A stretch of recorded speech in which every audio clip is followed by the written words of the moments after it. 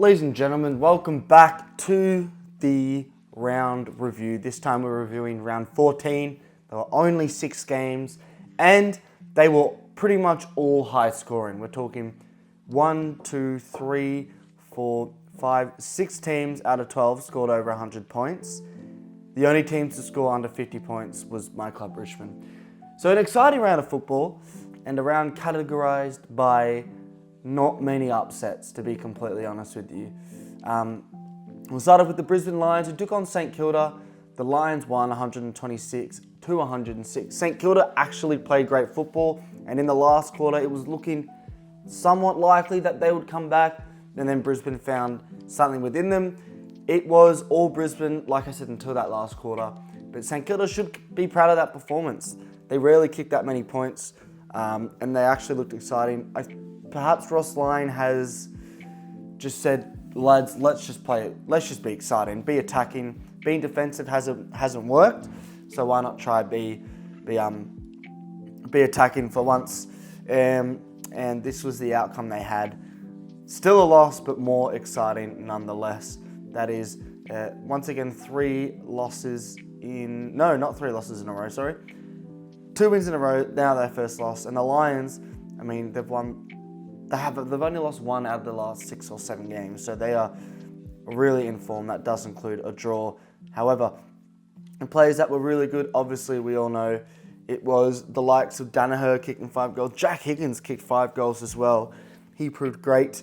Logan Morris, a young player for Brisbane, he played a decent game of football, but it was the midfielders, Hugh McCluggage with 2 goals, 26 touches, dominating.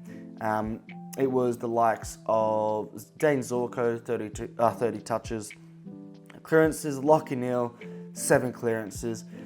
It was pretty dominant, dare I say, and that is a much needed win for Brisbane if they are wanting to make the 8, because at the moment they are currently sitting in 13th place with a game in hand on some teams. Percentage is there. And as for St Kilda, they are right down back in the bottom 5 and not looking good. We'll go to we'll go to the next game, which was, surprising, 149 to 82. The Dogs dominated Fremantle by 67 points. And it was a game of just complete and utter confusion to me. It probably shouldn't have been that much. Fremantle did give up in the last quarter, I thought at least. There was some little potential of a comeback, but the Dogs kicked away at the very end. And it was the Marcus Bontempelli show, ladies and gentlemen. It was the Bont on fire. 3 goals, 30 touches, 7 clearances. Absolutely dominant. Libba with 10 clearances as well. Absolutely dominant. The likes of Lockie Bramble kicking a goal and having 30 touches. Tim English getting on the score sheet as well, 2 goals too. Treloar getting 27 and a goal. Bailey Dale still getting 30 touches. And Rory Lobb did have the 3 goals as well, so he will probably keep his place whilst Norton's not here. But as soon as Norton is back, that will look like it's going back to Aaron, big Aaron Norton. This was poor from Fremantle. They looked really poor. It's just not good enough from them.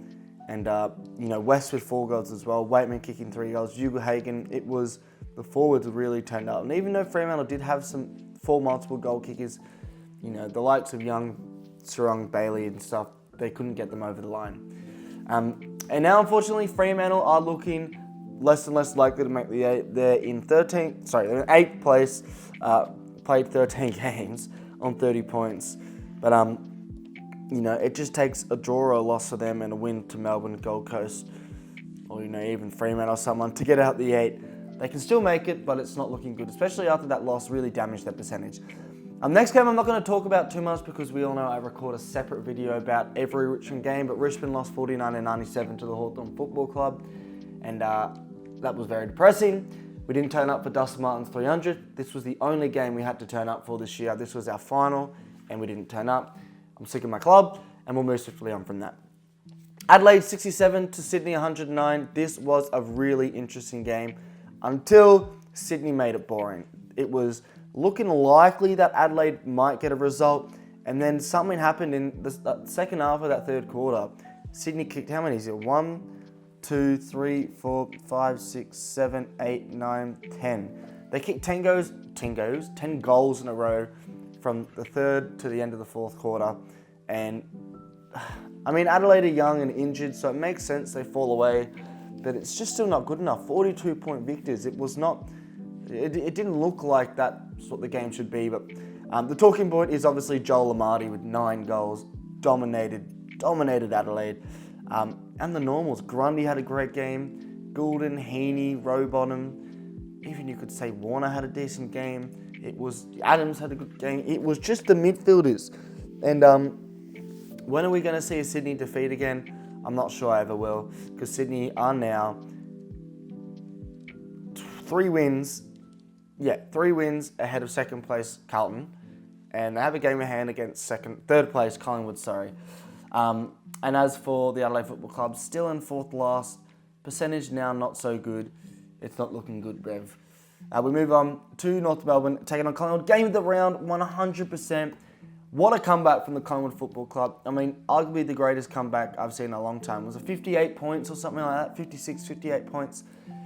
How they came back from that, I will never know. It was a phenomenal feature. North Melbourne, so disappointing. I mean, we all know the contentious thing was that last play where, Dacos kicked it out of the air. I think it was Bailey Scott that marked it. And then the Collingwood players didn't hear the mark call, the whistle, so they charged him. Was it a 50? Some people are saying in the media it should be a 50. I don't think it should be. I think have some self-awareness. It is so loud and high pressure that obviously the Collingwood players wouldn't have heard that whistle. So I'm quite glad the umpire didn't call that, albeit I did want North Melbourne to win. That North Melbourne, man, come on. You can't be giving away a 58-point lead. That's in the third quarter they had that lead. It's a shocker. It's an absolute shocker. And it is Brad Hill, once again, in the big moments, the big stage, absolutely dominating with his 5 goals. Lockie Schultz as well, 4 goals. They're getting the goals from the smaller ones. Nick Dacos, BOG, arguably, maybe Bobby Hill was, but BOG, Nick Dacos was absolutely phenomenal. North tried. They had Zurha with 3 goals. They had the likes of Wardlaw with 30 touches. They had the likes of Bailey Scott, who popped up and did it really well. They had the likes of LDU with 7 clearances. Sheasel had a decent game. Tristan Xerri had a decent game, but they couldn't get over the line. And once again, it's Collingwood coming up clutch. This is the same as last year. They did the same thing. They won really narrow games, and this is why they're in third place, equal on second with Carlton. Yes, they have played an extra game. North Melbourne are still with that 1 win in dead last. Finally, we go on to a game that was lower scoring than what I thought, but categorized by high skill issues and inaccuracy. It was 9 goals, 19, 73 points to the Giants. Defeated Port Adelaide Football Club by 22 points. Port Adelaide kicked 6 goals, 15 points to kick 51 overall points.